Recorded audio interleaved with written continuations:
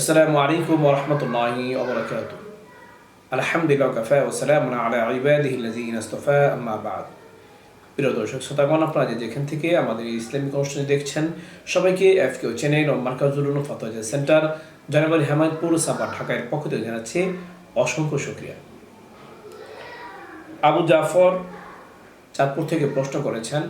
তার প্রশ্ন হলো, যেই মহিলার এখনো কোনো সন্তানিত হয়নি, সবে মাত্র সে সন্তান ধারণ করেছে অর্থাৎ গর্ভাবস্থায় আছে, এই অবস্থায় যদি তার স্তন থেকে কোনো ধরনের দুধ বের হয় অথবা দুধের মতো কোনো পানি বের হয়, আর ওইটি যদি কোনো বাচ্চাদেরকে পান করায়, তাহলে তার মাঝে এবং যেই শিশুকে, যে ছোট বাচ্চাকে পান করানো, তার মাঝে দুগ্ধ সম্পর্ক স্থাপন হবে কিনা, অর্থাৎ সে দুধমা হিসেবে গণ্য হবে কিনা এবং ওই শিশু দুধ ছিল অথবা মেয়ে হিসেবে গণ্য হবে কিনা, বিষয়টি সুস্পষ্টভাবে জানালে অনেক খুশি হব।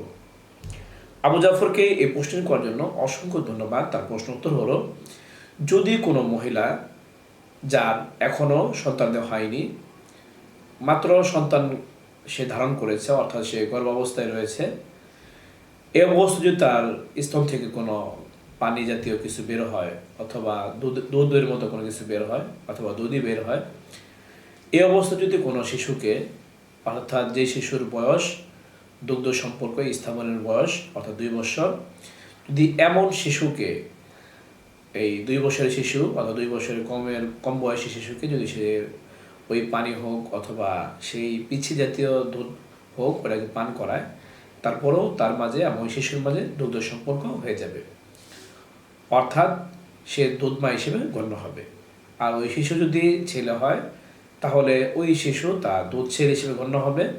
আর যাকে পান করানো সে যদি মেয়ে হয়, তাহলে দুধ মেয়ে হিসেবে গণ্য হবে। আর এদের উভয়ের সম্পর্ক হয়ে যাবে দুধমার সম্পর্ক। আর দুধমার সম্পর্কগুলো আমরা সবাই জানি, সেটা হলো যে আপন মার আত্মীয় স্বজনদের যাদেরকে বিয়ে করা হারাম, দুধমার দিক থেকেও ওনাদেরকে বিয়ে করা অথবা ওনাদের সাথে বিয়ের সম্পর্ক কায়েম করা ওইটিও হারাম। এই মাসলা রেফারেন্স উদ্ধৃতি আপনারা পাবেন আব্দুল মুখতারের 3 নম্বর খণ্ডের 209 নম্বর পৃষ্ঠায়, ফাতোয়া খানিয়ার অর্থাৎ কাজী খানের 7 নম্বর খণ্ডের 250 নম্বর পৃষ্ঠায়, কিতাবুল আসল অর্থাৎ মাবসুতের 4 নম্বর খণ্ডের 369 নম্বর পৃষ্ঠায়, ফাতোয়া হিন্দিয়া অর্থাৎ ফতোয়া আলমগীর 1 নম্বর খণ্ডের 410 নম্বর পৃষ্ঠায় যে মাসলাটি বর্ণনা করা হলো। মহান রব্বুল আলামিন আমাদের সবাইকে এই মাসলাটি আমল করার তৌফিক দান করুক। এরকম গুরুত্বপূর্ণ ইসলামিক প্রশ্নের উত্তর জানতে চাইলে এখনও যারা আমাদের ইউটিউব চ্যানেলটি সাবস্ক্রাইব করেনি, অবশ্যই সাবস্ক্রাইব করে নেবেন। ভিডিওটি ভালো লাগলে দিনই খাতায় লাইক ও শেয়ার করবেন। তাছাড়া আপনাদের কোনো প্রশ্ন থাকলে ইউটিউব কমেন্ট বক্সে আপনারা প্রশ্ন করতে পারেন। এর পাশাপাশি আমাদের একটি FQA নামে ফেসবুক পেজও রয়েছে, চাইলে সেখানেও আপনারা কমেন্টে প্রশ্ন করতে পারেন। আপনাদের প্রশ্ন উত্তর যথাযথ সময় দেওয়ার চেষ্টা করবো। ওমা আলাইনা ইল্লাল বালাগ।